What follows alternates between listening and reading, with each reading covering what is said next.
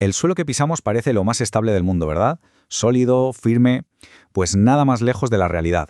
Debajo de esa aparente calma, la Tierra es un lugar increíblemente dinámico.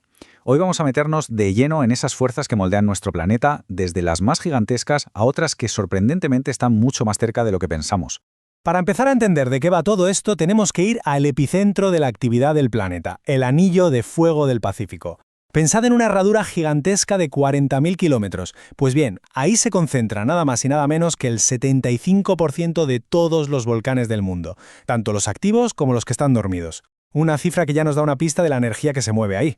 Pero la cosa no se queda solo en volcanes. ¿Qué va? Es que el Anillo de Fuego es también el escenario del 90% de los terremotos que sacuden el planeta. O sea, la inmensa mayoría de la actividad sísmica de la Tierra está concentrada justo ahí. Es la prueba definitiva de que vivimos sobre un planeta muy, pero que muy vivo. Vale, ya hemos visto el qué. Los datos son brutales, la verdad. Pero ahora viene la pregunta del millón, el por qué. ¿Cuál es el motor que hay detrás de esta concentración tan bestia de poder geológico? La respuesta a todo esto es la tectónica de placas. Mirad, la corteza de la Tierra no es una pieza única y sólida, es más bien como un puzzle gigante, formado por enormes placas de roca que están flotando y moviéndose sin parar. Y el Anillo de Fuego es sencillamente la zona donde esas placas chocan, se rozan y se separan de la forma más violenta. Todo lo que vemos en la superficie es el resultado de ese baile subterráneo. Una de las interacciones clave se da en los límites convergentes. Aquí las placas literalmente chocan de frente. Lo que suele pasar es que una se mete por debajo de la otra. A ese proceso se le llama subducción. Y claro, ese roce genera un calor y una presión tan brutales que la roca se derrite, crea magma y alimenta cadenas de volcanes tan espectaculares como la de los Andes. Pero las placas no solo chocan, también hacen lo contrario. En los límites divergentes se separan, y a medida que se alejan, el magma del interior sube para rellenar ese hueco, creando corteza nueva. Así es como se forman cosas como la dorsal mesoatlántica, que es una cordillera submarina gigantesca que, milímetro a milímetro, está haciendo que el océano sea cada vez más ancho. Y nos queda el tercer tipo de límite, el transformante. Aquí las placas ni chocan ni se separan, sino que se deslizan una al lado de la otra, como dos coches rozándose. La fricción es tremenda y la tensión se va acumulando durante años, décadas, hasta que no aguanta más y se libera de golpe. El ejemplo que todo el mundo conoce, la falla de San Andrés, la culpable de la fama sísmica de California. Y esas liberaciones de energía son, claro, los terremotos. Pero cuando pasan, ¿cómo medimos su impacto real? Pues no es tan fácil como parece, y es muy común confundir dos conceptos que son clave. A ver, aquí está el quid de la cuestión. La magnitud, la que se mide con la escala de Richter, es la energía pura que se libera en el epicentro. Es un número y punto. Uno solo para todo el terremoto.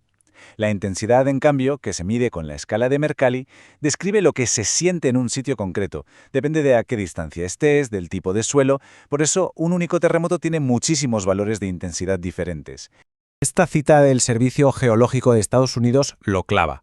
Un terremoto de una magnitud enorme en mitad del océano puede tener una intensidad cero para los humanos. Dicho de otra forma, la magnitud es la causa, la potencia del motor, y la intensidad es el efecto. ¿Cómo notamos esa potencia? Hasta ahora hemos hablado de fuerzas planetarias gigantescas, de procesos que tardan millones de años en ocurrir.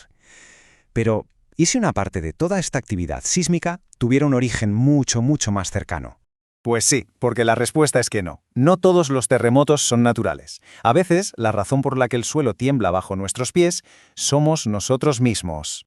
A este fenómeno se le llama sismicidad inducida, y se refiere a esos terremotos que, aunque aprovechan las mismas fallas geológicas que los naturales, el detonante, lo que los pone en marcha, son nuestras propias actividades.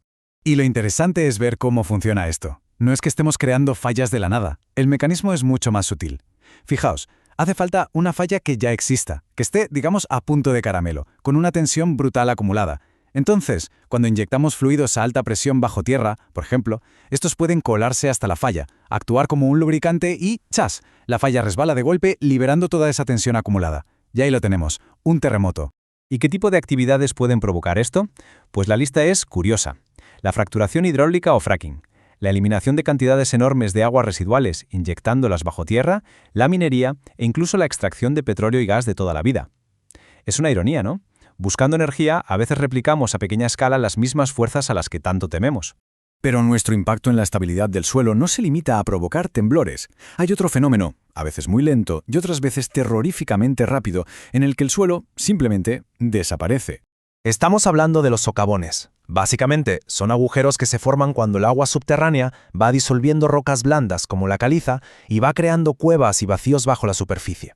Al final, el suelo que pisamos se queda sin nada que lo sostenga. Pero no todos son iguales.